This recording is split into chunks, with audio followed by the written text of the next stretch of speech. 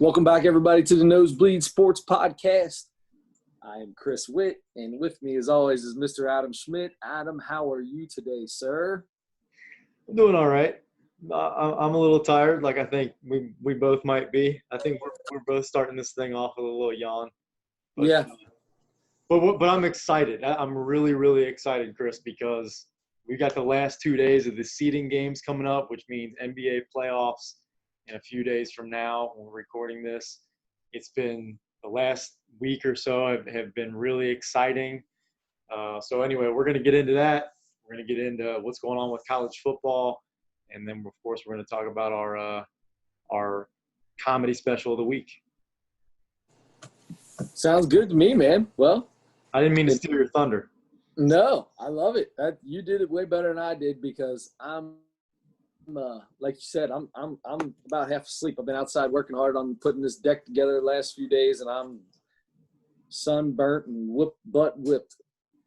Are you are you replacing, are you rebuilding your deck? You just replacing parts of it, or what do you just replacing the top part of the deck or around, basically reskinning the deck, taking all the deck boards off, putting new boards on, and then I will redo the second half of my deck at some point, but not right now. Okay, if you need a good lumber guy, I know one. You know one? Yeah. Good. All right, I'll give you a call when I'm ready for it. All right, good. All right, all right. Good. So if you need some lumber, I know a guy. And if you're looking for a place to work out, because gyms are at least partially open now, Chris. Yes, they are. I've got one for you. No matter what level of fitness you're at, if you like to be challenged a little bit or a lot, and if you want the benefit of working with a personal trainer, most people would love to work with a personal trainer. You just can't afford them because they're so expensive. You want to find a gym with a personal trainer that you don't pay the cost of a personal trainer. Training Personally with Peggy Edwards is the gym you want to try out. Training Personally is circuit training for all levels, no matter where you're at, with a personal trainer at your pace, on your time. Peggy Edwards, owner-operator, will keep your workouts safe. She'll keep them fresh. She keeps them fun all the time. She is a bundle of energy, and so she will, from the moment you walk in there, your energy is going to go up, so you're going to get a better workout. She's going to work you hard. She's going to push you a little bit, but she's going to know exactly how much to push you so that you're not going to get hurt. You're going to get the best workout. It's going to be safe, and you're going to do it all. Now, this is normally a circuit. You're staying in one spot. She's got everything spaced out. She's got everything completely cleaned and sanitized. You're doing your whole circuit from one spot in the gym. It's away from everybody else. And she's going to be right there with a mask on to help you with whatever you need, walk you through what's going on with each exercise. So give it a shot. Go check it out. Stop in 3634 Boudneau Avenue if you're anywhere near Cincinnati, Ohio. 45211 is the zip code. If you have any questions, jump on trainingpersonally.com. She's also on Facebook. Several workout videos if you want to try some stuff at home before you head into the gym. So facebook.com/trainingpersonally. You can shoot her an email, peggy@trainingpersonally.com. It's PEGGY. Or give her a call or shoot her a text. She'll call you. She'll answer the phone. She'll respond to you. Any questions you might have. 513-328-0296. That's Peggy Edwards, Training Personally. 513-328-0296. And mention that you heard it from the Nosebleed Sports Podcast, and she'll give you the first month for free. That's correct. Thank you. Even better. That's probably the best part of the whole thing. It is the best part, and I forgot it. So also brought to you by Green Sauce, because after you go have a workout with Peggy Edwards, you're going to need somebody to give you a little massage in a clean, professional area. Also here in Cincinnati area, an experienced professional massage therapist provides you with a massage tailored to your needs, whether it's just to relax or unwind.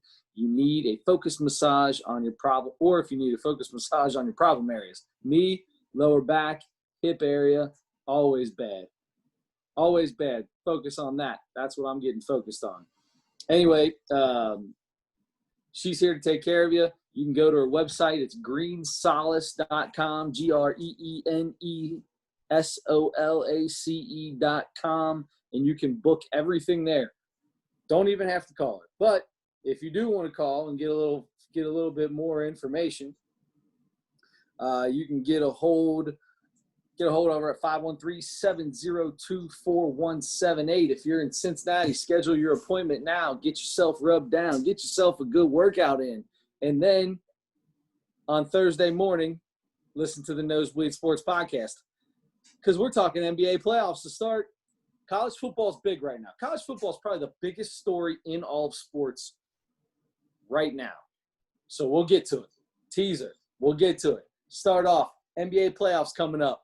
They just sent out a notice to all the teams to let their players know they will be allowing them to bring a certain amount of family into the bubble now that the playoffs are ready to go. So before we talk about the playoffs, I got to ask you about this.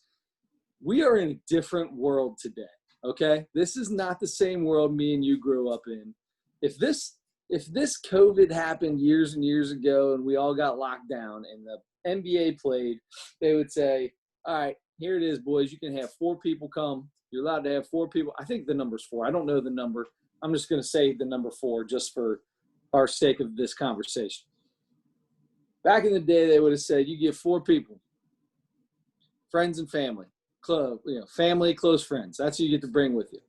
And it'd be very simple. You bring a girlfriend, a wife, a buddy. You bring people in that, are going to stay safe. They had to regulate in this notice to the millennials of the NBA that these have to be acquaintances that you personally have known for a while. Not somebody that you've never met, but you follow on social media. Basically saying, yo, all you young cats with all this cash, in the best shape you'll ever be in your life, good-looking, tall, handsome men, you're not allowed to go on Instagram and call an Instagram model and come hang out with you for a couple months. You got to put that on hold until next season.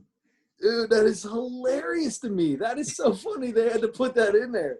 Oh, my gosh. Now, I didn't see the details yet, but I know I just saw that you have to be able to prove a long-standing relationship with anybody that comes into this thing. So, yeah, that's – what's long-standing? These guys are like 20 years old. Is long-standing like 2 years, 3 years? What's long-standing? I don't know, but if you're a player, look, just hold off on that part of your life for a little bit. Bring your mom and dad, bring your kids, your wife, whatever you got. Bring them in, deal with the next couple months like that. And then after you get out of the bubble and you got the off season or whatever, okay, then do what you need to do. But so Mike Golick, who's no longer on the radio anymore. His son still is, starting next week. He's got a good show coming up that'll be from 4 to 7 every day on ESPN radio. I don't know why I'm plugging that, but there you go. I really like his son, Mike Golick Jr. Today he's on the radio. He he said it perfectly. He's talking about how this is the Disney World is, the place that dreams were made of, or whatever all that stuff is. Basically you're not allowed to come there and just get your groove on. But then listen to this. So you get 1 ticket per game. And then you can have another if it's a child under like 48 inches or something like that. There's a limit on how tall they can be to be considered a child. You think they just took them from the ride? Fits in perfectly with Disney World. You got the little the little wooden cutout of Mickey Mouse with the measuring stick or whatever. Yep, exactly. Measure up. I don't know if that's true. He was talking about that today, and I was laughing like crazy. I thought that was funny. It is funny. So we've got a lot of stuff going on right now in this bubble, during games, outside of games.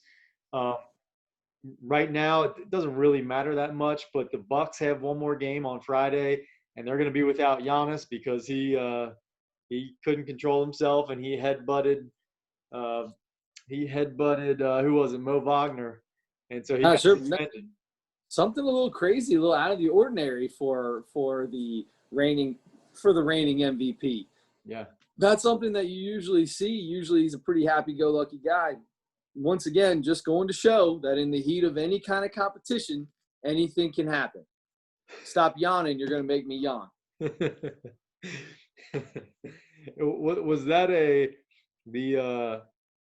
my picture keeps freezing. I don't know if you can see that. I had a real bad angle that I froze up there for a second. So anyway, yeah, but you're right. But was that a reference to last week's podcast talking about, or no, 2 weeks Slightly. ago talking about Slightly. Joe Kelly? Yes, slightly. I feel like I caught that. Okay, so yeah, they're going to be without him, but here's the thing. That doesn't matter. They got the 1 seed, right? The Bucks have the 1 seed. Doesn't matter what they do on Friday, but tomorrow, so we're recording this Wednesday night. Tomorrow's Thursday. I hope to get this up by then, but maybe not. We'll see what happens. But either way, Thursday is the big day. So we got now the East is set. All the East matchups are set. The 8 teams are there. Their spots are solid. We already know who's going to play in the East. In the West, this is the exciting one. This is where it's down to like 3 teams that, and 2 of them have been probably the best teams in this bubble since they got back, which are the Portland Trailblazers and the Phoenix Suns. Phoenix Suns, I should say first, because they're 6-0. 7-0, I think. 6-1, 7-0, something like that. So, but they have been red hot. They coming into this thing, they had the lowest chance to make the playoffs of any team that was there, and now they're a half game back, and they're right there for that last spot where if you end up within 4 games or whatever it is, there's this tournament. They're playing like a series, a 5-game series, I think, between the 8th and 9th team. So Portland now has so it started. Memphis was the 8th seed. They've been terrible. They're 1-6 or something like that since being there, but they're still hanging on to that 9th spot. So now Portland, Memphis, and Phoenix, it's between the 3 of them for those last 2 spots, and they all play tomorrow. Their last game is tomorrow. So it's going to be a really exciting day of basketball. There are games all day long, starting at like 1 o'clock in the afternoon.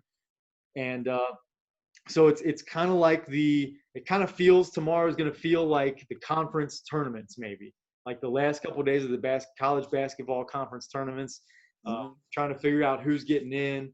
And so that's what this is going to be. And it's really exciting because the 2 best players that have been in this bubble are Devin Booker and Damian Lillard. And Devin Booker by far. Damian Lillard's coming off a 51-point game and then a 61-point game. That's true. That's true.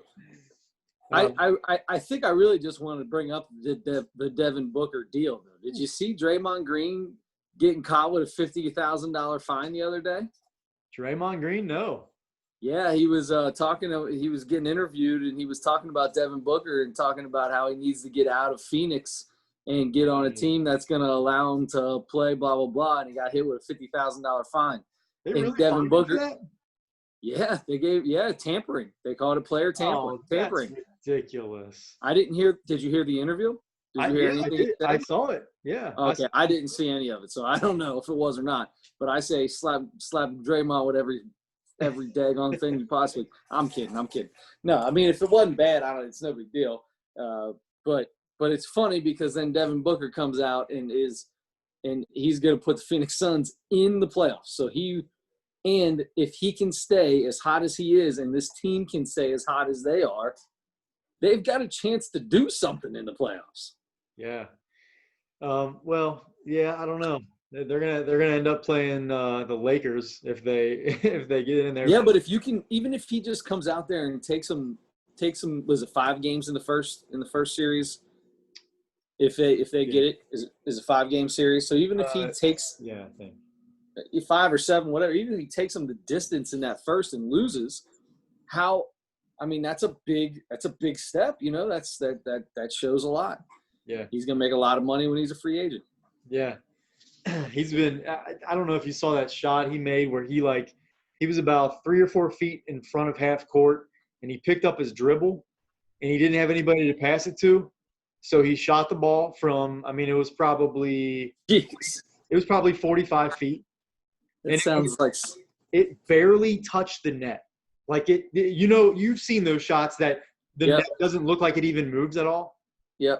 You wonder if it was an air ball and it just touched the bottom of the net. Yeah. I thought it was an air ball until the other team grabbed the ball and took it out of bounds to throw it in to come down the other way. That's crazy. Unbelievable. And Damian Lillard's been full of shots similar to that too. It's those two guys have been so exciting. Those two teams have been really exciting.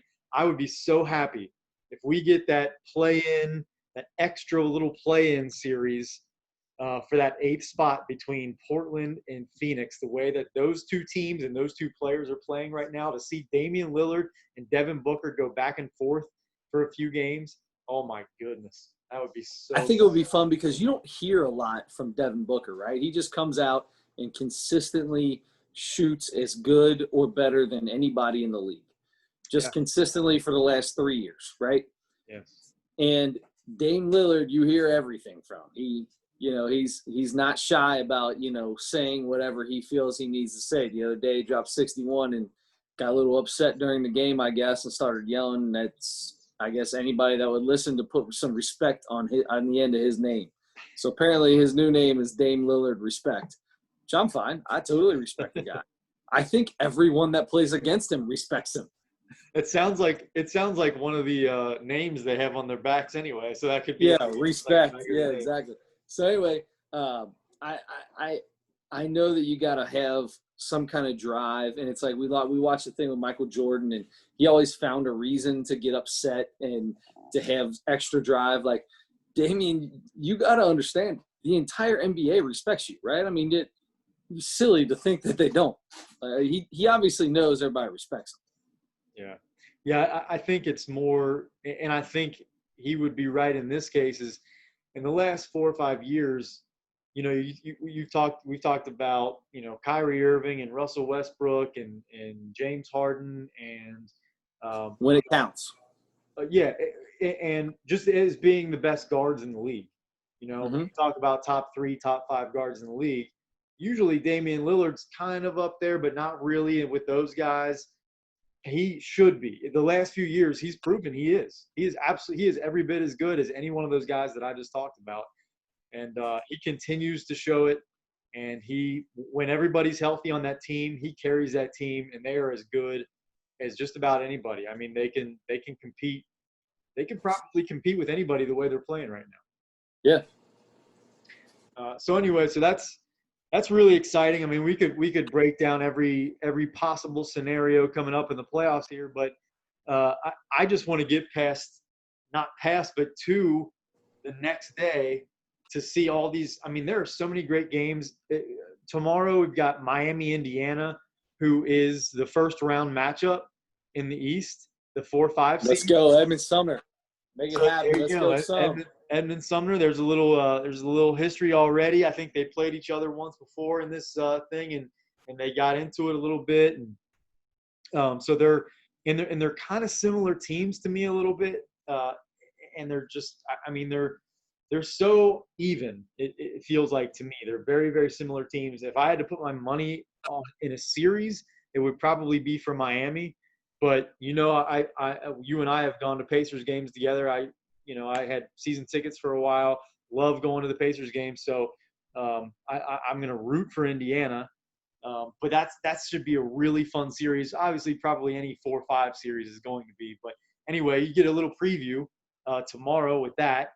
You've got Denver, Toronto, who are, I think, Denver's, I think, the 3rd seed in the West, and Toronto's the 2nd seed, so they're pretty even. We got 4 games. Yeah. Sure, but my question is, those teams already know they're in it. Are any of their starters even going to be playing in these games? I mean, who's even going to be playing it? Right. That was the Friday schedule. I'm sorry. Tomorrow is the big one. That's still fun to me. That especially Miami, Indiana is going to play, and then a couple of days later they're going to start their playoff series. But you have, let's see. So Memphis plays Milwaukee, and that's going to be Milwaukee without Giannis. So Memphis was going to have, I think, the toughest game there, and now it's not going to be as tough because Milwaukee's going to be missing Giannis. So, but Portland plays Brooklyn, the Brooklyn Nets, and Phoenix has Dallas. So that'll be a tough matchup for them. Although Dallas is already in, so I don't know. Maybe they rest Luka, like to your point. Maybe they have Luka or Porzingis. I don't know why he'd be playing. There's no reason. I mean, if they can't go up or down a seed at that point in time, why? I'm not playing my stars. That game means nothing at that point. Yeah, I mean, maybe because they were off so long. So this is their 8th game back or whatever, aside from the scrimmages they had. But yeah, and it looks like Dallas. It has nothing to do with being tired. It has everything to do with them not going out and headbutting somebody from the other team. Yeah, twisting an ankle or doing something stupid, so they're going to miss miss the start of the playoffs. Sure. Yep. Yeah. And by the way, I think San Antonio actually still is in the hunt too.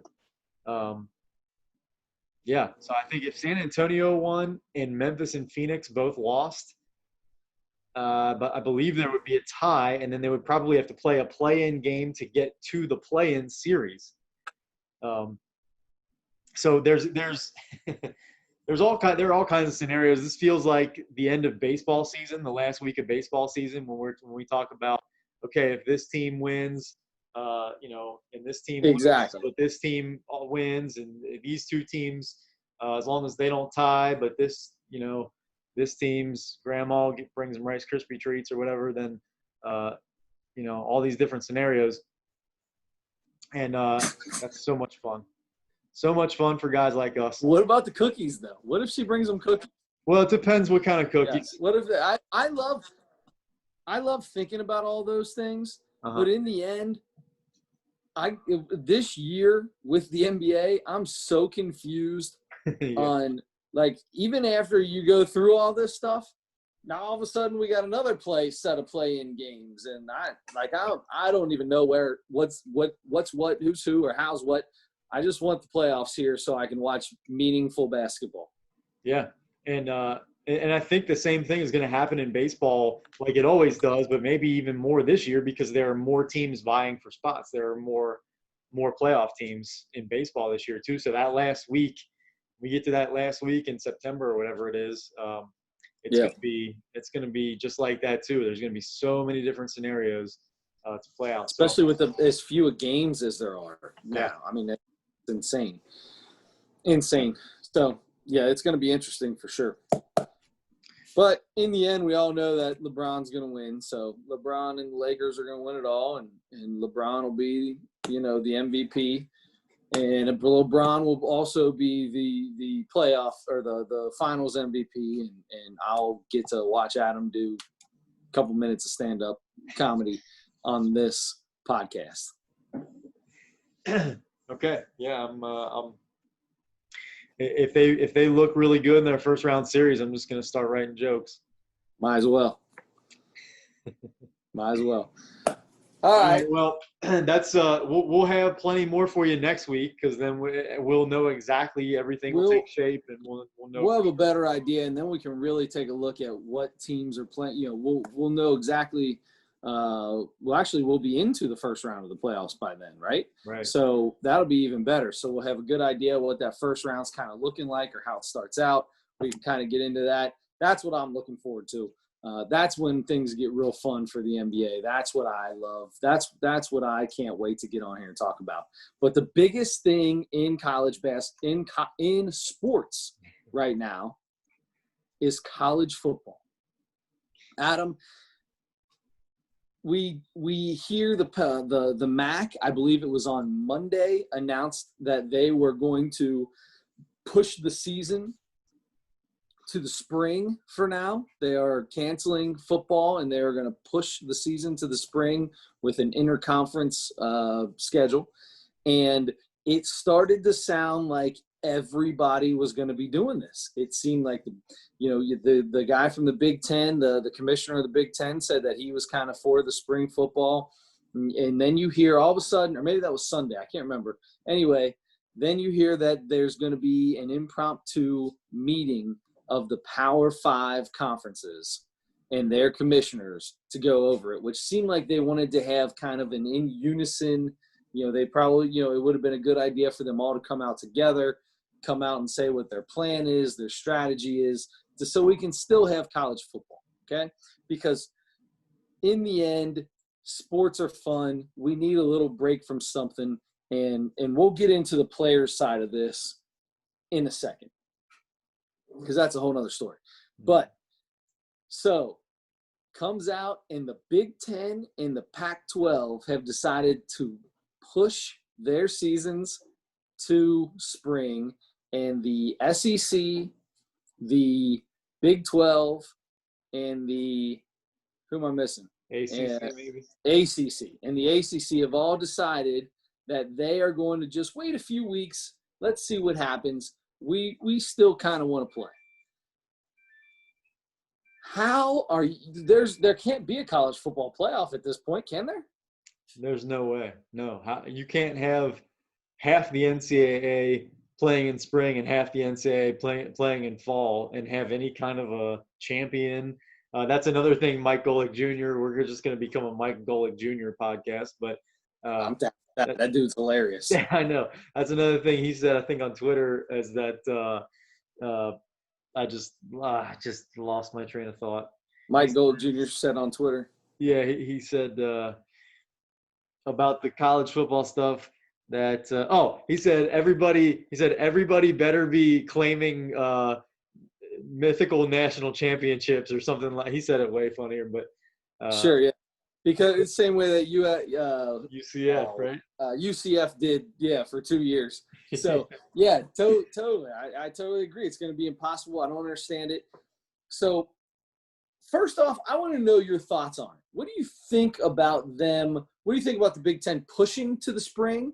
Good idea, bad idea? What do you think about the SEC and everybody else letting it kick around and making it seem like they really want to continue on and play, even though they'll be playing with, well, the SEC said they're going to probably still maybe let some fans in, but what seems like most people are going to be playing in front of almost nobody.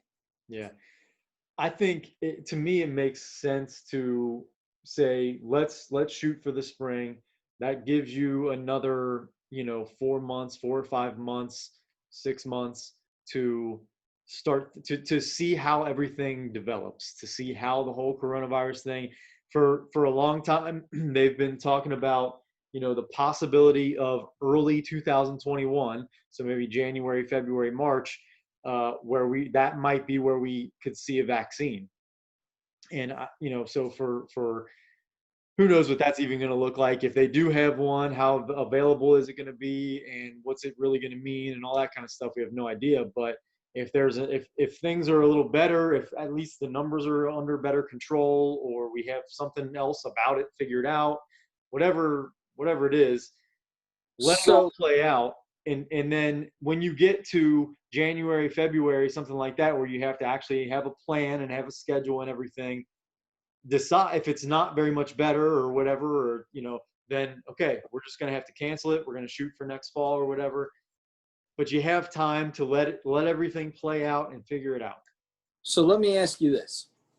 So football in general, college football, the NFL is all about health, right? There's been a huge concern about taking padded practices away, a certain amount of padded practices away. Almost none of these guys even tackle in practice ever. Maybe a couple scrimmages and things like that, right? So it's all about your health. It's about keeping these kids healthy, limiting the impact in a certain amount of time. Okay. It's so easy that I'm considering becoming an NFL practice player. Well, I don't know about becoming easy, but yeah, I would love to see you running a route and them just wrapping you up, because if let's say JJ Watt decides that he's just going to wrap you up and not tackle you, you're still going to get laid out. Oh, I'm getting hurt. I'm getting hurt bad. No doubt. No doubt. So anyway, it's all about player safety, right? The whole thing. Player safety, player safety, player safety, player safety. So you're going to have these kids play in the spring and then turn around and play their next season in the fall. So you're going to have all this tackling and head trauma and everything else, and then have these kids not have a full their normal full body time to recover and turn around and put them right back out into it in the fall. Number one, I don't think that's a good idea. Number two, before I even get into that, tell me what you think about this. They're saying it's player safety. Obviously, for the reason I just stated, I disagree with that. I don't think it's for player safety is the reason that they're changing this to the spring. These teams make a lot of money when there are fans in the stands. A lot of money. A lot of money. So you can't tell me that there's not a little part that says Big Ten already said they were going to plan on not playing with fans in the stands. I guess there was family members, and they were going to have a certain amount of things they'd allow to be there, but basically nobody in these giant 110,000 seat monsters that these people play college football in. So wouldn't it make sense to push it to the spring when you can maybe all of a sudden I can have full stands now, and all of a sudden that money comes back in? You can't tell me that didn't have a huge part to do with it. And if that's the case, just tell me straight up. Why do you got to bring all player safety, player safety? That's absolute malarkey. Those colleges, I'm not going to say could care less. I'm not going to say that. But they definitely don't care as much as they act like they do about their player safety. It's about that bottom dollar, and that's what it is. It's definitely, I think probably for most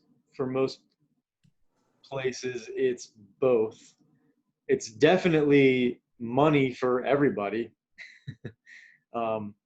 Because even the smaller, even the smaller Division I schools, that's how they make most of their money. How they make almost all of it. And they're all saying they're going to have to cancel their seasons because the only way that they could play a season and be able to test efficiently on these kids while they're there is to get the money from playing Ohio State and playing so-and-so in, early on in the season when they get their couple $1 million to, a few $1 million to come to Ohio State and get their head kicked in. Right. That's where they make their money, and that's how they would be able to continue to test for these things. And if they can't make that, then they're not going to be able to even play football. Yeah. Yep. For some reason, Ohio University pops into my mind, like a school like that, about that size, that, I've been to an Ohio University football game.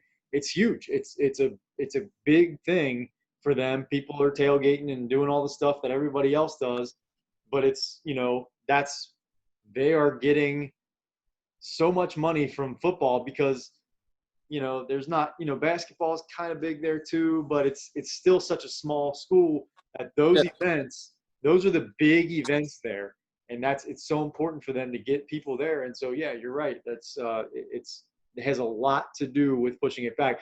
But that's the thing. I think that's why they're talking about pushing it back instead of canceling. I think that's the biggest factor that comes in. Instead of just saying, because player safety in total, you just cancel it, wait until next fall. That way you have a whole nother year to let all the coronavirus stuff and everybody's body's good, and you can figure out eligibility, let everybody have that extra year of eligibility or whatever. Shouldn't be a big deal. But I think that's where the money thing comes in, is that's why they want to still try to have that. Instead of just canceling, they're going to push it back and be like, okay, we're still going to try to squeeze an extra little season in here somewhere, and like you said, it might even be where you play a season. It's going to be a probably a shortened season. They were already talking for a while about just doing Big Ten already said they're only playing in their conference. Right. Yeah. So whether it's in the fall, whether it's in the spring, it might still be that. So you might play, 6-8 games instead of 12, or whatever. So that's where I think the biggest difference is obviously money has a lot to do with it. But I think money is so much to do with it that it's not even funny. I think when it comes down to it, this is a billion-dollar industry, and there's a lot of money being lost, and they are going to tell you whatever they need to tell you without saying it's about the money. Because if they say it's about the money, then now all of a sudden you have players talking about player unions, or now we hear things about player associations. Dabo Sweeney, one of the funniest things I ever heard, he said he's all about a college football players association, but he's doesn't really feel comfortable with a college football players union. Mm-hmm. I mean, I don't know really what the difference would be in that case, except for, I guess, legal things. But anyway, pretty funny. So the kids, though, seem to want to play. There's a lot of kids that have opted out, that they have, their reasons for it, whether it's their own health concerns or family members' health concerns or things like that. But there's starting to be more and more of these kids that are coming out with this. I think Trevor Lawrence started it, the quarterback for Clemson, the hashtag "We Want to Play." Yeah. Justin Fields, quarterback for Ohio State, came back with it, and it's getting kind of big. And there was another guy, I think it was Trevor Lawrence, or maybe it was Justin Fields. Somebody came out and said, "Listen, these players are safer on campus, confined to themselves, than they would be if you end up sending them home, doing online courses or whatever, sending them home to where they don't have to be certain places at certain times. Social distancing probably isn't being done as well those places as they're going to be done during, if you are a football player, they're going to mandate, and your team is going to get on you if you don't follow the guidelines. Because if you don't follow the guidelines, you're going to end up like Plesac for the Indians, and his whole team can't stand him now because he went out and had a couple beers down in Chicago after he had a win and tried to sneak back in. Anyway, there's so many of these teams there's a few teams that had outbreaks, but there's so many teams that have not. The kids really have done a pretty good job. They've done just as good as any professional baseball team has done when you take the amount of teams that had breakouts and the amount of teams that haven't. So I think we need to give the kids a chance. I think what the SEC and these guys are doing is, I think that's the best way. Let's not cancel it right now. Let's wait 2 weeks after all these other kids get on campus. Let's see how that affects our football team, because right now it's just the football teams on campus. Let's see how well these kids do when the rest of campus gets there. If things start going bad and haywire, then yeah, maybe we've got a couple weeks to say, okay, maybe we do push the spring. Maybe we just cancel altogether. Maybe we wait until, something new happens. But I think I'm kind of at the point where I want to give these kids a chance.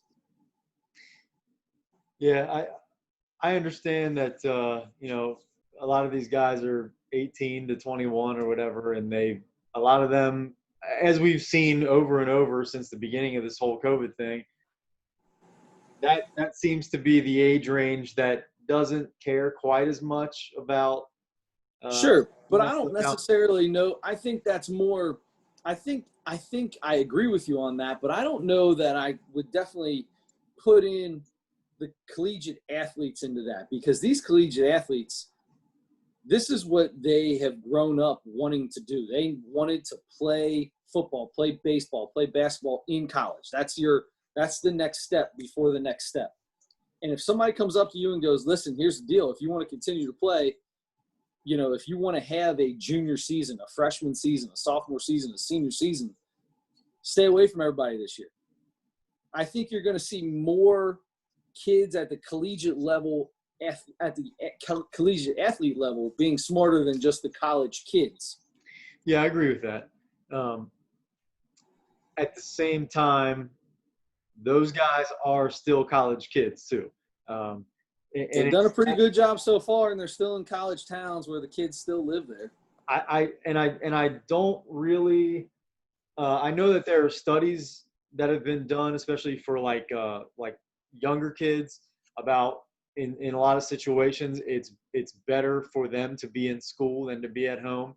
There are all kinds of different reasons for that, but I just don't feel like I can be convinced yet that it's a good idea to, number one, opens, especially colleges, back up for everybody to just come in and do classroom stuff and be on campus and everybody be in there. It doesn't seem like a good idea when we live in 2020 and the online thing, especially for college students, is such an easy option. And that's when they're putting everybody in a position to be able to quarantine, because your really only real responsibility is to go to class. Now, I'm talking regular college kids, not athletes. Um, that's your one big responsibility. If you work or whatever, okay, you have a job or whatever you do. But to be able to just walk around campus and go to parties and hang out with friends and people's dorms and stuff like that, if you take that option away, you're going to be able to control that environment a whole lot better for the student athletes that are also there. Um, and So then, yeah, but you can't do that, because if you say, all right, everybody has to take online classes and stay home. However, if you're a college football player at Alabama, you have to come to school because we need you to come play football so we can make TV money. We can play football games and get money from the SEC network or ESPN or Disney or whatever, so they can get their money. Then I'm telling you, it all ends up coming down to money. yeah, You and can't do that without without those kids who are getting way smarter and are getting way more I don't know what the word is, way social media savvy about the way they use their platforms. And there will be, these college kids are going to end up getting paid somehow, besides on their likeness for going and doing a commercial for a Cadillac dealership or something. They're going to get paid by their schools if their schools if the schools can't figure out how to do this COVID right. Because if you tell kids to stay home, all the regular students, and then tell your collegiate athletes that they still have to come and be around each other, it all comes down to money. That's why they're there, so the school can make money off of the athletics. And the kids are smart enough now to call them out on it. of course, yeah. And they would be right. And that's why I should make sure I'm clear that I don't think they should be. I don't think they should be there. I don't think they should be training. I don't think they should be getting ready for a season. I think the season should be canceled. And I understand how much money everybody loses for that reason, or if that happened. And there I'm sure there's a ripple effect that's gonna, there are gonna be things that happen because of that. If that's the case, besides even just money, it's gonna change people's lives, and it's gonna, maybe kids will have more opportunities to go out and get in trouble and lose a scholarship or something if they're just out there doing whatever they want and they don't have that structure, to be in the stadium every day or in the gym every day or whatever with their teams. So many different things that can happen, but so I do want to say that they shouldn't be there. They shouldn't be, because it should be about safety. It should be about everybody's health. And if you're there sweating and breathing into each other's faces because you have to do that sport, then it doesn't make sense. But if you're going to do that, if you need that money or whatever you decide, it still makes a lot more sense you're going to be, you're going to be able to get much closer to a bubble situation. Like, by the way, 4th straight week now that the NBA has had 0 positive tests. Yep. So if you try to do WNBA same way, NHL the same way. There's a lacrosse, like Super Lacrosse Pros or something like that, that's in a bubble doing the same thing. It's working. It's working. So, but it's not working for baseball because they can't do a bubble. And nope. And it's not going to work for football. It's not going to work for football. Exactly. So, but that's the thing. If you keep all the other students out, you keep all the other students away, and you really, really control how all of those athletes are, what their days are like, and they don't have to be around, 30 or 40 or 60 or 200 other kids in a classroom, and they don't have to be just walking to practice or back or to the dorm or to get something to eat or whatever. They don't have to walk through a crowd of kids. It's going to make a huge difference, I think. So if you're going to decide, look, yep, we're going to do a little risky thing here and have you play, but because we need all that money and it's about money and it's going to, that's why we're doing this, be upfront. But we're going to try to make Be it upfront. That's funny. No chance. But I know they're not going to, but still.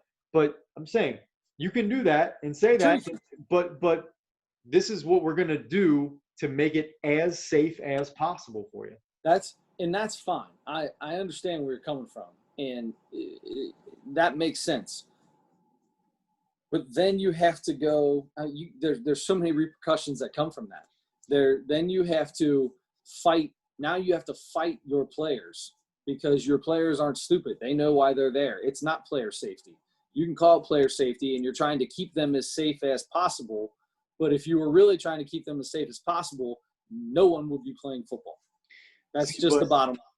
So it's not about keeping them as safe as possible. It's about keeping them as safe as possible with still be able to be a billion-dollar industry where your players make nothing. But I also want to say that if you're a player, then you can't complain about both things. You can't complain about them making you play a season because it's for money, and also complain about them canceling the season or pushing it back because you want to play. I 100% agree with that.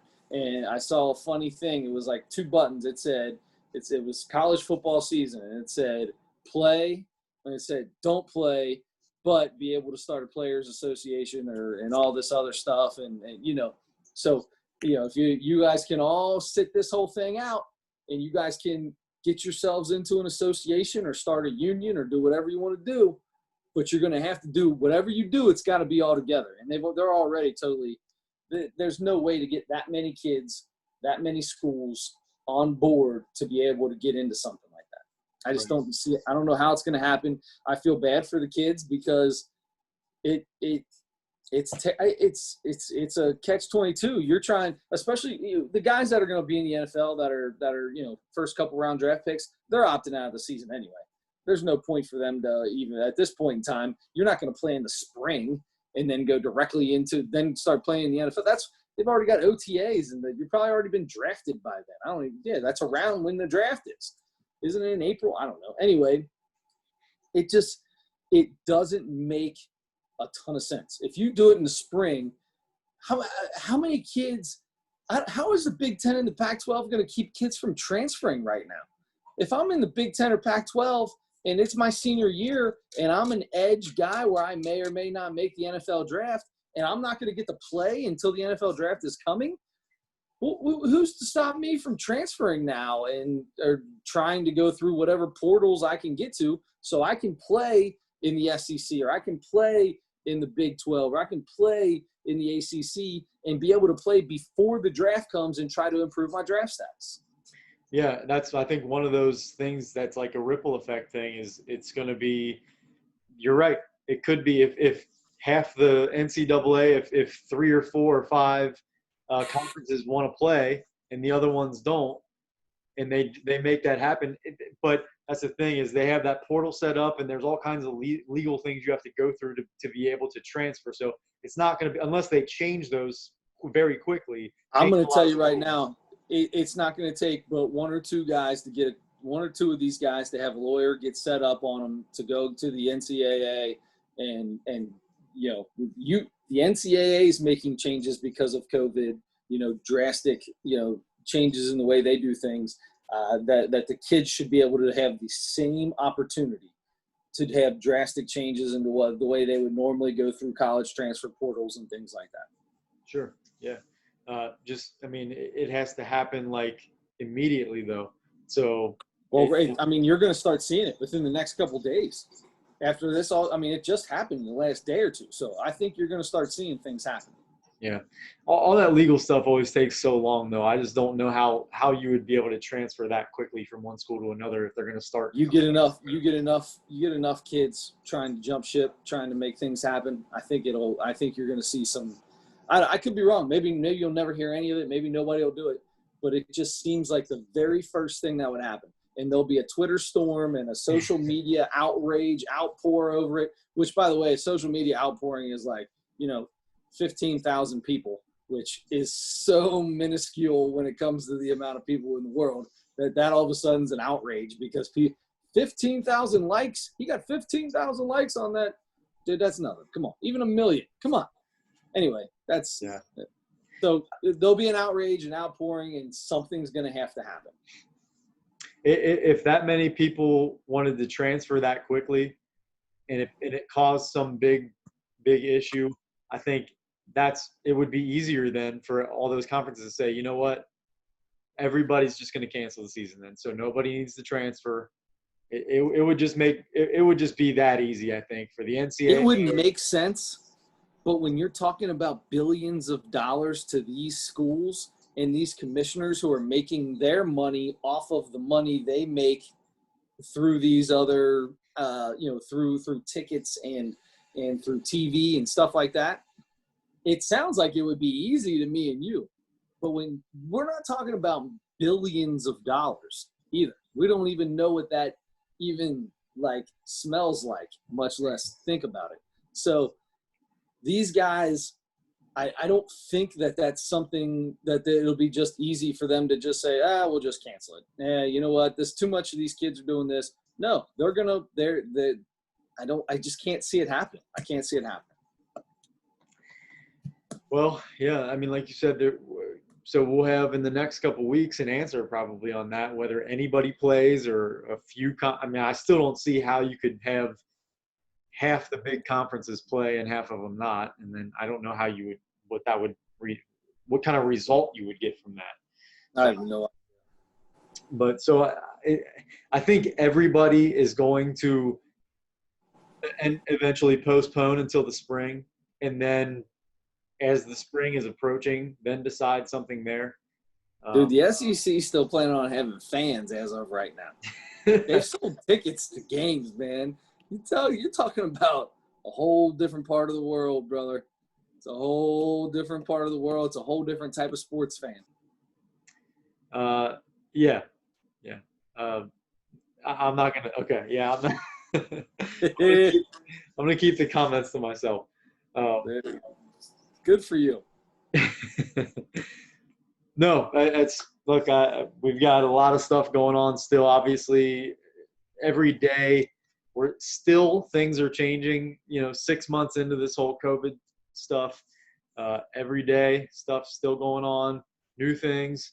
I just don't understand how you've had this much time as your college football and you haven't you didn't think this all was going to happen. Like, you've had so much time to figure all this out, and now I don't understand what's taking things so long. The NFL's the same way. The NFL still hasn't really come out with any plans for anything for if something were to go bad and teams not be able to play because of these. I don't understand how there's not some sort of plan of action already installed in these. They've been able to see what golf did, what the NBA is doing, what other things are doing, what other places are doing, other sports are doing to be successful. Why are you not ready for this? Yeah, and I think in February, in March, I don't think any of us knew that it was going to still. I feel like a lot of us were like, oh, by the summer it's all going to be gone. You know what I mean? But then, okay, so just say 2 months ago, June, summer's here. It's not going anywhere. It's right. Getting worse still. All right, we need to start putting a plan of action together in case this continues to happen. You ain't doing anything else in your off season. Get your commissioners together. Figure it out. Yeah, it doesn't make sense. I'm sure they started thinking about stuff, but now they're just getting closer and closer. Doesn't seem like it. Well, yeah, we probably don't know what they do every day in their offices, but I'm sure. You just I mean, love the big wigs, don't you? You're all defending the big wigs today. no, they're just getting so much criticism from so many people that have no clue what goes on. But I understand. Then they It's need to so come out easy and for say we've everybody been to. going over this for months and months and months and months, and this is what we're having trouble with. Come out and defend yourself then. Yeah, Tell us what you've been doing. Because as of right now, you keeping quiet says you haven't done anything. yeah. And the fact that now college football, the Big Five, between the Power Five conferences, 2 of them are splitting over here, 3 of them are splitting over here. You obviously weren't getting together and figuring anything out. Yeah. By the way, did you know that so the Big Ten Network and the Pac-12 Network are both owned by Fox, and that SEC Network, ACC Network, and apparently, I didn't know the Big 12 had one, but apparently the Big 12's got one too. They're all owned by Disney and ESPN. So here we go, right back to money and TV dollars and everything else. I'm just telling you. Yeah, that does sound like quite a coincidence. Okay, well, Anyway, on that note, you know what else is a very coincidence? what's that? There's a coincidence that we had Joe Leonard on our podcast last week, and that we ended up choosing for our comedy special. We decided to choose Gabriel Iglesias, Fluffy, the fluffy Mexican man, the king of the Mexicans, as we found out Right. in the special. Per Joe's longtime suggestion, we should have done this one a long time ago, but we finally got to it, and I'll just flat out ask you, what do you think? Adam, we've had this conversation so many times on this podcast when it comes to comedians. Yeah. So many times. I know that you got to be thinking the same thing. I'm going to tell you right now, this was an hour and 10 minutes, hour and 20-minute long podcast, comedy special. Mm-hmm. Yeah, something like that. 40 minutes into it, fell asleep, turned it off. Couldn't do it. I don't want to hear about how great your life is. He didn't tell a joke. He didn't tell a joke for the first 40 minutes. He was just telling stories about things that we'll never be able to do. You got to hang out with Snoop and smoke pot. There was nothing funny about that. That's what Snoop does. Come on. We've talked about it before. I almost don't want to watch new specials for someone who has just gotten really famous. Tiffany Haddish was one. It was all about how she's come up and how great she is now. That's good. I'm happy for you. But what made you funny was how terrible your life was before. Let's just stick to even though we know how great your life is now, we know how much money you make, we know all of this, right? Gabriel Iglesias, we understand you've got a whole team of people that you pay for, right? We get it. He said it like 3 times about his crew that he pays everything for. Anyway, what made you funny, what got you where you were those kind of jokes. What makes you think all of a sudden everybody's going to think you're funny when when they can't relate to you now? If I can't relate to your jokes, I'm not going to laugh at it. Yeah, and that's kind of what happened last week with the Jim Gaffigan thing. Like I loved his jokes, but a lot of them I didn't get to laugh at as much because I didn't understand the references because he was in Canada and he was in Barcelona. I wasn't planning on a history lesson last week. Yeah. So yeah, that's an interesting point. So you didn't love it. And you've talked about that you liked Gabriel Iglesias before. Yeah, he's a funny dude, man. I laugh at that dude all the time. So then do you want to rate it now, or do you want me to go ahead? I want to know what you think about it. You agree with everything? I'll let you go first. I told you what I thought about it. Okay. I'll let you tell me your thoughts, and then you rate it, and then I'll come back and rate it after you. I got you. So I don't disagree with what you said. It did feel more like him just telling stories and then trying to, with his with his reactions and you know, kind of animating people in the story himself. Trying He's to pretty try. good. He's pretty good at what do you call it? He did pretty good impressions of a few people. He did, yeah. He then that surprised me a little bit. He has a little range there.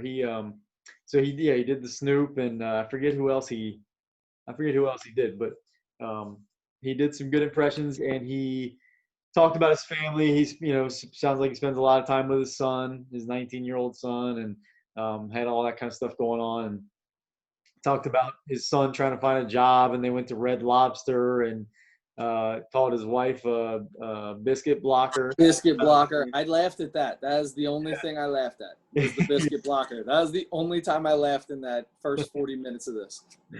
Yeah.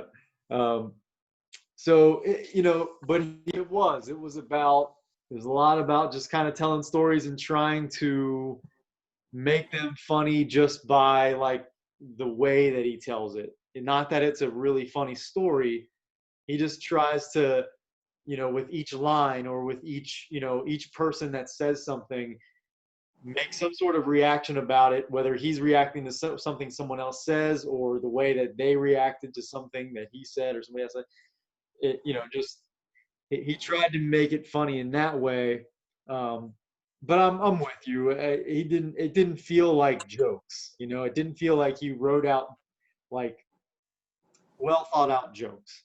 Um, and I didn't enjoy it as much as I would have. I think because of that reason too. So, but he did. I mean, the biggest thing that I got from this was how nice a guy he is. Like he's such a sweet guy. You know, Sure.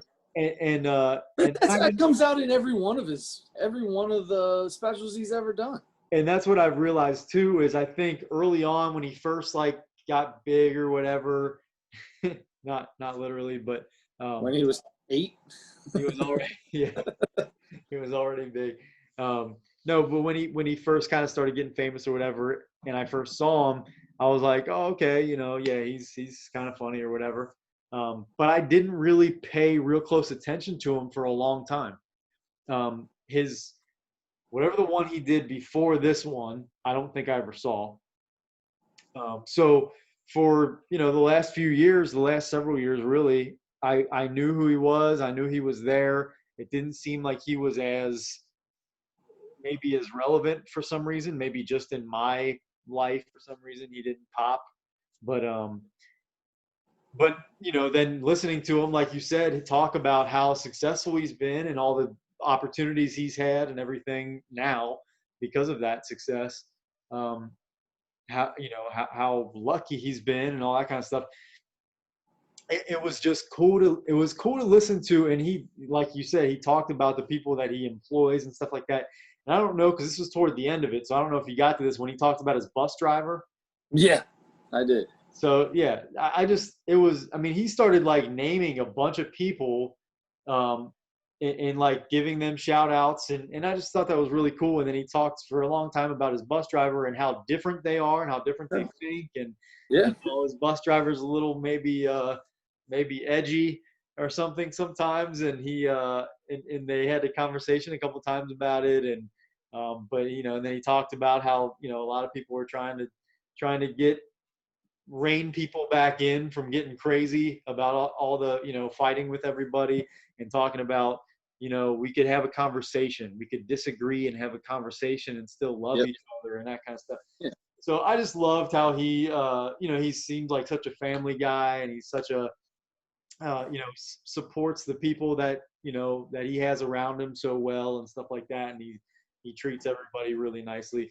That's Okay. the biggest thing I got from it. So from So a what comedy I'm standpoint, getting though, from this is you are trying to butter up Gabriel Iglesias as much as possible before you bring it all the way down to the ground on your rating, because you're talking about a whole bunch of stuff that has nothing to do with how funny a comedy special was. You're just talking about him being a nice guy. He basically took the entire special to show how nice of a guy he was and how great of a life he has and how, you know, whatever you want to say about it, which is good. That's fine. But save that for like an interview, not for your comedy special. yeah, I totally agree with that. And you're not wrong about what I'm doing there. I wasn't really doing it on purpose. I really was. I feel like I'm a bigger fan now because I know what kind of a guy he is, or I have a better idea about it anyway. So I feel like I like him even more. If I see him on TV or something, or see an interview pop up on YouTube or something like that, I might watch it now where I might not have before, Yeah. because I appreciate that he is so appreciative of what he has. Of, he feels like he's been blessed, and he's very he practices gratitude, it seems like, very well. So Totally good. I'm with you on there. I yeah. I don't feel like the Nosebleed Sports Podcast comedy segment is where we should really be caring about how nice of a guy a comedian is. Right. So yeah, if we are rating these based on how much we laughed, how funny we really think the thing was, and I think that's how we rate it. I mean, it's a comedy special, so I don't know. We literally give it. I say 1 to 5. You say 0 to 5. Ha's. That's what we decided we were giving it, was how many ha's. Yep. That's laughs. So I'm gonna go with that. So I'm gonna go ahead and say I'm gonna give him a 2.6. 2.6. I got a 2.6. So we all know that I believe the rating system starts at 1. So 1 is the lowest you could possibly get. So 2.6 is a notch above half for me. No, 3 is half for you. Oh, 3 is half for me. Yeah. Is that right? No. Is half for me. 2.5? Yeah, that's right. 2.5 is for you. All right. So you said he's halfway. That special was halfway in between a good and bad special. Yeah. That sounds good. All right. So I'm going to go a little bit worse than that. I had 1.0 written down. Whoa. However, I remembered I laughed at the biscuit blocker, so I'm giving him a 1.2.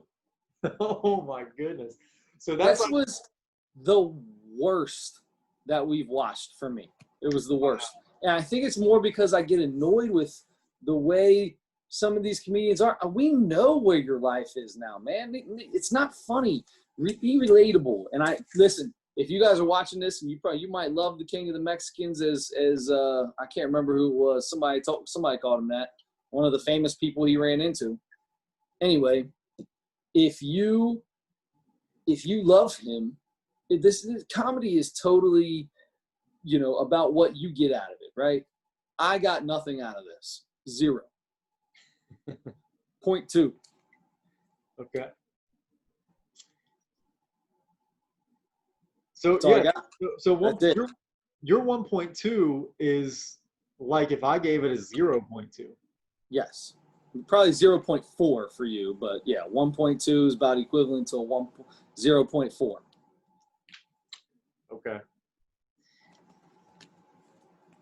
that's really interesting. It's the worst one, so it's worse than Nikki Glazer. It's worse than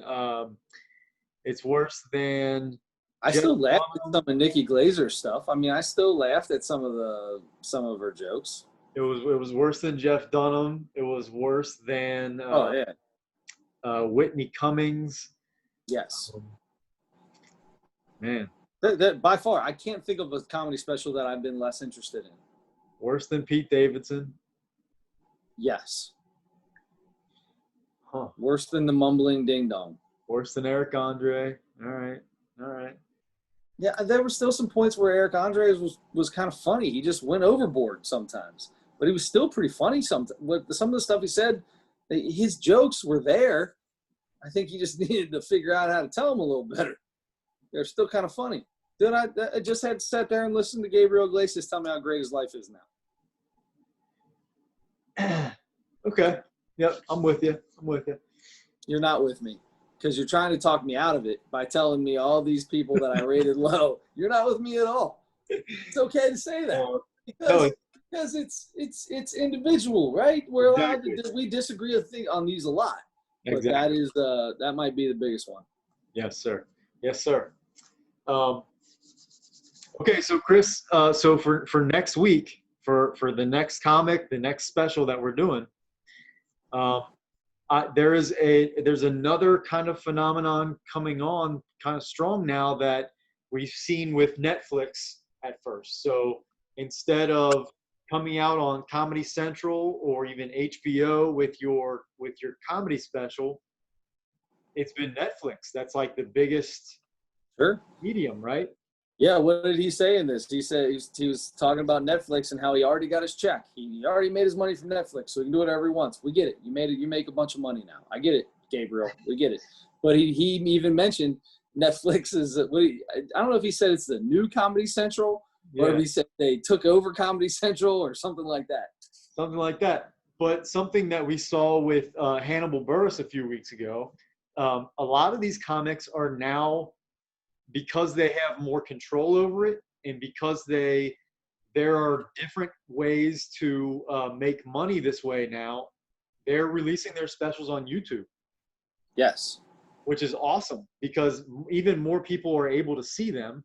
Because if you don't subscribe to Netflix, you most likely still have the internet and you subscribe to YouTube, right? Or you don't subscribe to YouTube, you just have YouTube. You just have YouTube, right? So, um, so that I love that this is happening. They're even, so some of them are even um, like giving out their not PayPal, or yeah, PayPal even, or Cash App or Venmo, where people can, if you watch their special, you can Venmo any comedian $1, $10, $200, whatever you feel like it was worth to you, and you want to support that comedian so that he or she can keep working.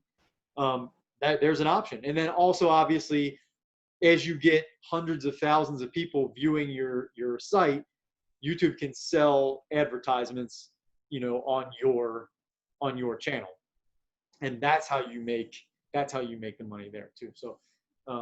So anyway, I'm gonna go to YouTube for the next one. All right, sounds good. I thought you would go to Netflix and do the Rob Schneider just came out with a special on Netflix. I thought I, about I that thought one. as an Adam Sandler, we're both big Adam Sandler fans. I thought you would be going to that. And in the last few months, the last couple months probably, I watched. He had a show called Real Rob, I think it was called. It was his own little sitcom, basically, but it was Sure. based on his real life. I'm pretty sure his real wife and kid were in it. It's basically kind of a like a scripted reality show, kind of. Gotcha. So, but they set up different scenarios, and it was funnier than I thought. Because Rob Schneider isn't. I don't think he's like a top level. He's not a guy that I'm going back on YouTube trying to find any old stand-up comedy from Rob Schneider I can find. Right. He's been in some funny, the Deuce Bigelow movies when he was the lead guy were kind of funny. Mm-hmm. And so he's funny enough. I would definitely watch it.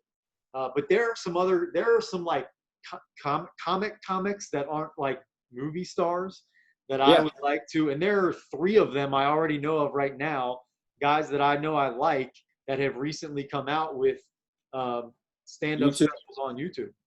All right. So Well, let's get to it. Which one are we doing? So a guy by the name of Sam Morril. It's Morril, I think. Is it 1 or 2? It's 1 L. Morril. Sam Morril, called I Got This. Just came out in the last few weeks, I think. Um, Actually, this is 6 months ago. So anyway, but I've anyway, seen this guy before.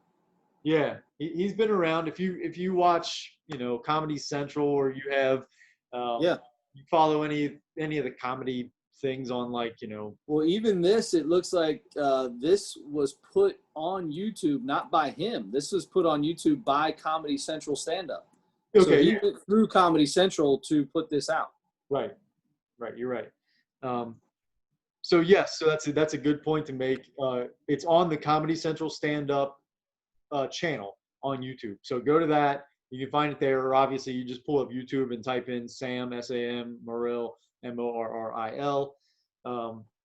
He He's funny, and so I've been kind of excited to watch this for a while, but I wanted to save it so that we could both watch it at the same time. I like that. So I know where I've seen this guy. I saw a couple clips from this roast battle.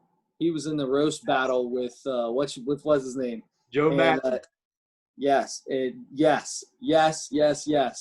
Super funny because Joe Mackey seems like he would be really easy to make fun of it. Obviously, for the way that he puts out his comedy is a little different than anybody else. Yes, there's the eyes. Yes. So that's really funny. If you ever get to watch that, go back. It's Comedy Central Roast Battle. So that's where I know this guy from. So yeah, I'm super excited about this. Yeah. Yep. So Sam Morril, it's called I Got This. Check it out on YouTube if you're listening or watching this podcast. And we'll talk about it next week.